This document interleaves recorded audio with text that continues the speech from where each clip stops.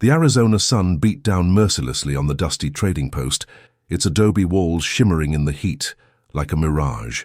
Margaret Sullivan wiped the sweat from her brow as she restocked the shelves with what little supplies remained after the latest Apache raids had scared off most of her customers. At 27, she had already buried one husband and watched her dreams of prosperity crumble like the desert sand between her fingers.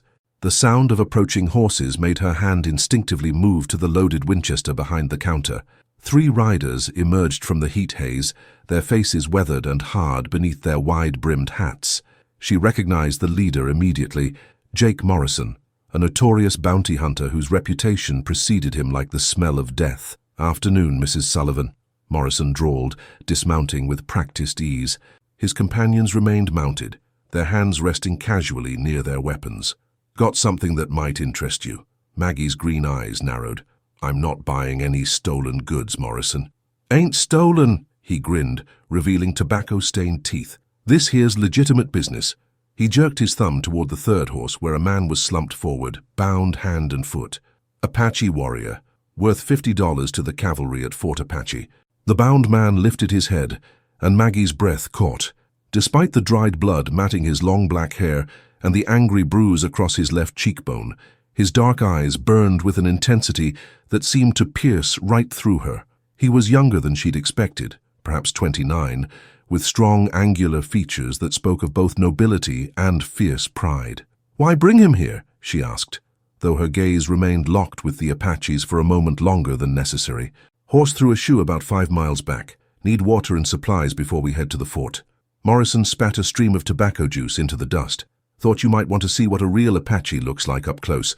Name's Ayana, according to the half-breed tracker who sold him out." The warrior, Ayana, said nothing, but his jaw tightened at the insult. Maggie noticed the way he held himself despite his obvious pain, maintaining his dignity even in captivity.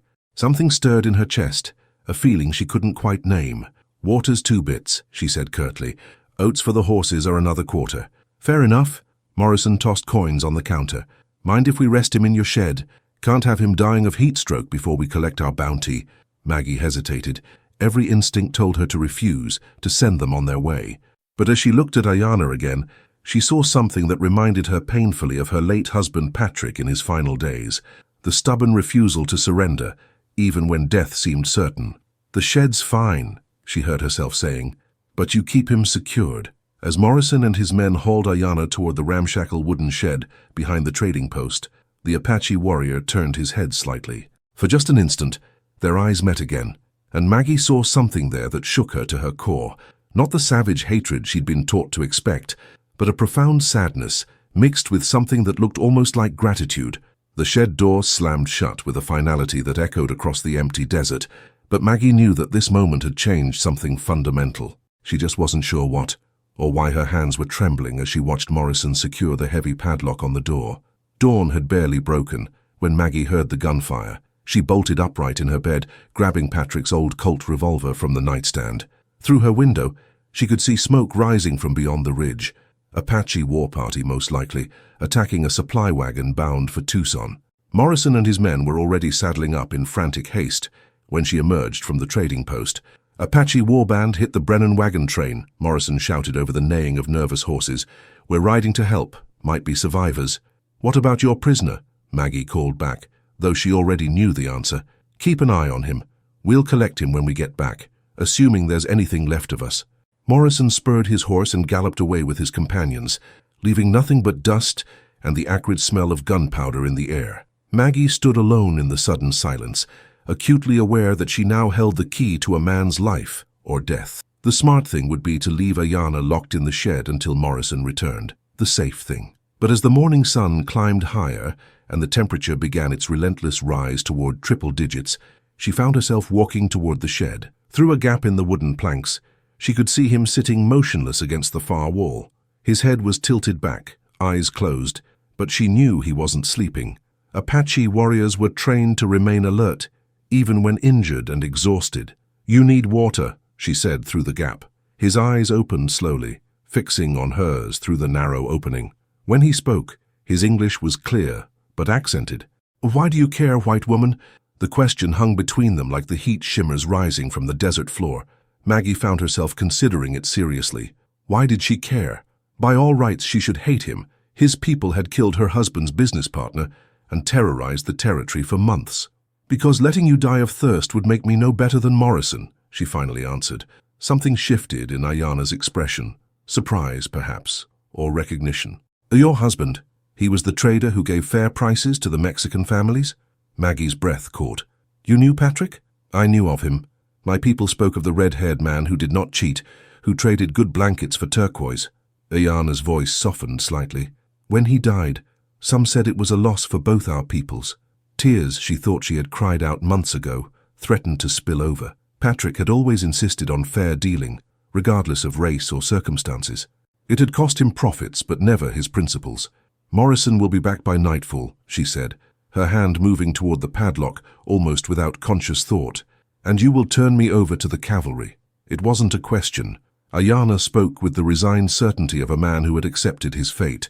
But as Maggie looked at him, really looked, she saw not the savage warrior of frontier nightmares, but someone who honored the memory of her husband. Someone who spoke of loss with the same pain she carried. The padlock clicked open before she fully realized what she was doing. Ayana didn't move immediately. He stared at her through the partially open door, his dark eyes searching her face as if trying to solve an impossible puzzle. Why?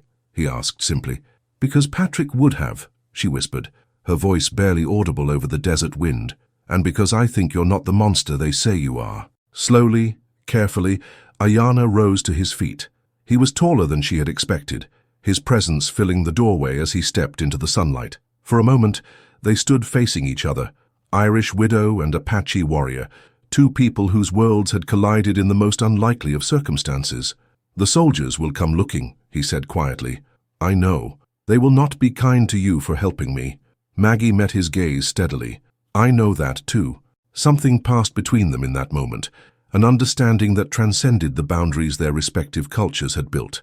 Ayana nodded once, a gesture of respect that somehow felt more valuable than gold. Then we both know the risk, he said, and stepped fully into the light of the rising sun. The afternoon heat was unbearable when the riders appeared on the horizon.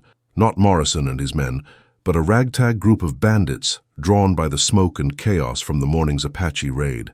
Maggie counted at least 6 of them through her spyglass, their intentions clear as they approached the isolated trading post.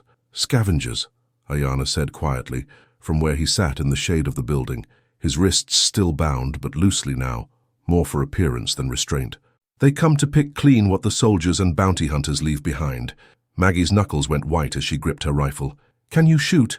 He looked at her with surprise. You would arm me. Can you shoot? She repeated, more urgently this time as the riders drew closer. Yes. Without hesitation, she cut his bonds and handed him Patrick's spare revolver. There are 6 of them. If we're smart and careful, we might survive this. Ayana checked the cylinder with practiced efficiency, his movements quick and sure despite the raw rope burns on his wrists. Why do you trust me not to shoot you instead? The question was fair, but Maggie didn't have time for long explanations. Because if you wanted me dead, I'd be dead already. The bandits spread out as they approached, clearly planning to surround the trading post. Their leader, a grizzled man with a scar running from his left ear to his jaw, called out from 50 yards away. Afternoon, lady. We're just passing through, looking for water and maybe some supplies. You wouldn't want to be unfriendly, would you? Water's 50 cents a canteen, Maggie shouted back, trying to keep her voice steady. Payment in advance. Harsh laughter echoed across the desert. Oh, I think we can work out a different arrangement. Boys, check the buildings. The first mistake the bandits made was underestimating their opponents. The second was splitting up. Ayana moved like a shadow, using the terrain and buildings to his advantage in ways that reminded Maggie that Apache warriors were legendary for a reason. When the first bandit rounded the corner of the shed, Ayana was waiting. The man dropped without a sound. Meanwhile, Maggie had positioned herself at the trading post window with a clear view of the main approach. When 2 more bandits rushed the front door, her Winchester spoke twice in rapid succession. Both men fell.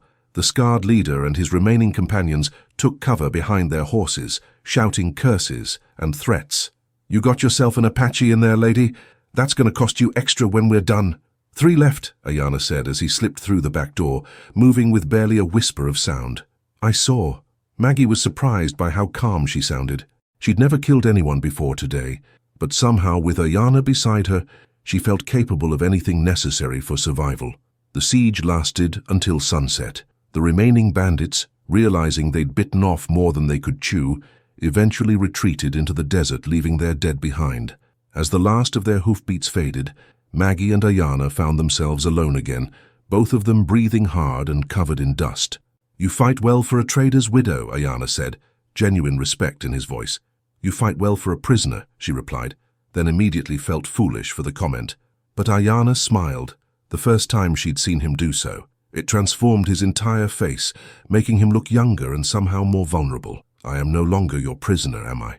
The realization hit her like a physical blow. He was right. She had freed him, armed him, fought beside him. By the standards of both their peoples, they were now allies. Or something more dangerous still, friends. "No," she said quietly, setting her rifle aside. "I suppose you're not." As they worked together to move the bodies and secure the trading post for the night, Maggie found herself stealing glances at her unexpected companion.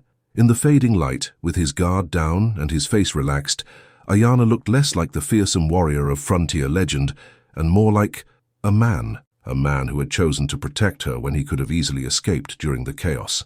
"Why did you stay?" she asked as they finished their grim work. Ayana paused, a bucket of water in his hands. "Because you trusted me when you had every reason not to. Because you saw me as a man, not a monster." He met her eyes directly. "Because leaving you to face them alone would have dishonored both our peoples." That night, as they shared a simple meal of beans and hardtack by lamplight, Maggie realized that something fundamental had shifted between them. They were no longer captor and prisoner, or even unlikely allies. They had become something she couldn't yet name, but which felt both dangerous and inevitable under the vast, star-filled desert sky. 3 days had passed since the bandit attack, and Morrison had not returned. Maggie knew what that likely meant. Either he and his men were dead, or they'd given chase to the Apache war party and wouldn't be back for weeks. Either way, she and Ayana existed in a strange bubble of suspended time, neither fully acknowledging what was happening between them nor able to ignore it. On the third evening, as they sat outside the trading post watching the sun paint the desert mountains in shades of gold and crimson, Ayana finally broke the comfortable silence they'd fallen into. "Tell me about your husband," he said quietly. Maggie's hands stilled on the torn shirt she was mending. His shirt, she realized with a start. When had she begun thinking of his welfare so naturally? Patrick was good, better than I deserved, probably. He saw the best in everyone even when they didn't deserve it. Like me? She looked at him sharply, but there was no mockery in his dark eyes, only genuine curiosity. "Maybe. He would have liked you, I think. You both believed in honor, even when it cost you." Ayana nodded slowly. "My wife would have found you puzzling." The words hit Maggie like a physical blow. Of course he'd been married. A man like him, strong, honorable, in his prime, would have had a family. "Would have?" she managed to ask. "She died 2 winters ago. Soldiers attacked our winter camp. She was—" His voice caught almost imperceptibly. "She was carrying our child." The raw pain in his voice made Maggie's chest tighten. Without thinking, she reached out and covered his hand with hers. His skin was warm and calloused from years of hard living, but his fingers were long and surprisingly gentle. "I'm sorry," she whispered. "I know how it feels to lose everything." For a moment, they sat in silence, 2 wounded souls finding comfort in shared grief. Then Ayana turned his hand palm up, his fingers interlacing with hers. The gesture was simple but intimate, crossing every boundary their respective cultures had taught them to maintain. "My people will come looking for me soon," he said, his thumb tracing circles on her palm. "And the soldiers will come looking for you. We cannot stay in this place between worlds forever." "I know." Maggie's voice was barely audible. "But maybe we don't have to choose between worlds. Maybe we can make our own." The words hung in the air like a prayer or a confession. Ayana studied her face in the fading light, and she could see him weighing possibilities, calculating risks, measuring the cost of hope against the price of safety. "Your people would cast you out," he said finally. "Mine would never accept you." "Your people already accept me more than mine ever have," Maggie replied with sudden fierceness. "You're the first person since Patrick died who's looked at me like I'm worth something." Something shifted in Ayana's expression, slowly, carefully, as if she were a wild creature that might bolt at any sudden movement. He lifted his free hand to touch her cheek. His fingers were gentle against her skin, and she found herself leaning into the caress despite every voice of propriety screaming in her head.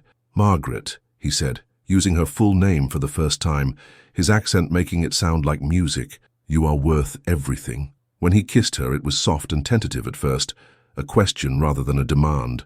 But when she kissed him back, pouring all her loneliness and longing into the contact, he pulled her closer, and she felt something in her chest crack open like a desert flower after rain. Above them, the first stars began to appear in the darkening sky. The desert wind whispered through the sage and mesquite, carrying with it the promise of cool night air and the dangerous possibility of a future neither of them had dared imagine just days before. When they finally broke apart, both breathing unsteadily, Maggie rested her forehead against his. "What happens now?" she whispered. "Now," Ayana said, his voice rough with emotion, "we decide if love is worth fighting for." As if in answer to his words, the distant sound of approaching horses drifted across the desert night, multiple riders moving fast and hard in their direction. Their time of peace was ending, and the real test of their impossible love was about to begin. The riders who emerged from the darkness weren't Morrison's men or cavalry soldiers, but a group of Apache warriors led by a tall, imposing figure whose face bore the same strong features as Ayana. Maggie's blood turned to ice as she recognized the family resemblance. This had to be his brother or cousin, come to either rescue or reclaim him. "Ayana," the leader called in Apache, his voice carrying both relief and stern disapproval as he took in the scene, his kinsmen standing protectively in front of the white woman, their hands still intertwined. Ayana answered in his own language, his words flowing like water over stone. Maggie couldn't understand them, but she could hear the conviction in his voice, the way he stood straighter and spoke with the authority of a man defending something precious. The conversation grew heated, voices rising as other warriors joined in, some gesturing angrily toward Maggie. "What are they saying?" she whispered, fear creeping into her voice. "My brother Nalnish says I have been bewitched by you," Ayana replied quietly, his jaw tight with frustration. "Others say I have forgotten my duty to our people, to the memory of my wife." The words stung, but Maggie forced herself to remain calm. She had expected this reaction, had known that their love would be seen as betrayal by both their peoples, but she also knew what she felt in her heart and what she had seen in Ayana's eyes under the desert stars. Finally, Nalnish switched to English, his voice cold as winter wind. "My brother says you saved his life, that you fought beside him against the Mexican bandits." His dark eyes studied Maggie with unsettling intensity. "He also says you have chosen each other." Maggie's throat went dry, but she forced herself to meet Nalnish's gaze directly. "Yes, you know what this means.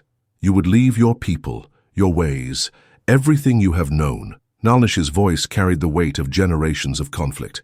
"Do you understand the price of such a choice?" Before Maggie could answer, the thunder of more approaching horses filled the air. This time it was cavalry, a full patrol led by Captain Harrison from Fort Apache, with Morrison and his surviving men bringing up the rear. The bounty hunter's face was a mask of fury and greed as he spotted Ayana among the Apache warriors. "That's my prisoner!" Morrison shouted, his hand moving to his gun. "Worth $50, and I aim to collect." Captain Harrison, a weathered veteran with intelligent grey eyes, raised his hand to forestall any violence. The tension in the air was thick enough to cut with a knife, as 30 armed men faced each other in the flickering light of torches and lanterns. "Hold your fire, Morrison. Let's see what we're dealing with here first." He looked between the two groups, Apache warriors on one side, cavalry on the other, with Maggie and Ayana standing in the middle like a bridge between two worlds. "Mrs. Sullivan," the captain said formally, "we've come to investigate reports of Apache activity in this area. Are you unharmed?" "I am perfectly fine, Captain Harrison," Maggie replied, her voice steadier than she felt. "These men came to retrieve their kinsman, whom I released from unlawful captivity." Morrison's face went purple with rage. "Unlawful? I caught him fair and square. He's Apache, ain't he? That makes him fair game." "You caught him on a hunting party, not a raid," Nalnish interjected coldly. "He broke no treaty, killed no one. Your bounty was based on lies and hatred." Captain Harrison's expression grew troubled as he digested this information. He was a fair man, Maggie knew, not given to the casual brutality that characterized some frontier officers. "Is this true, Mrs. Sullivan?" "It is." Ayana never raised a hand against any white settlers. He and his hunting party were simply in the wrong place when Morrison decided to make some easy money from Apache blood. The standoff stretched taut as a bowstring. Apache warriors fingered their weapons while cavalry soldiers shifted nervously in their saddles. Morrison's remaining men looked ready for a fight, their greed overriding any concern for the odds against them. One wrong move, one nervous finger on a trigger, and the desert would run red with blood.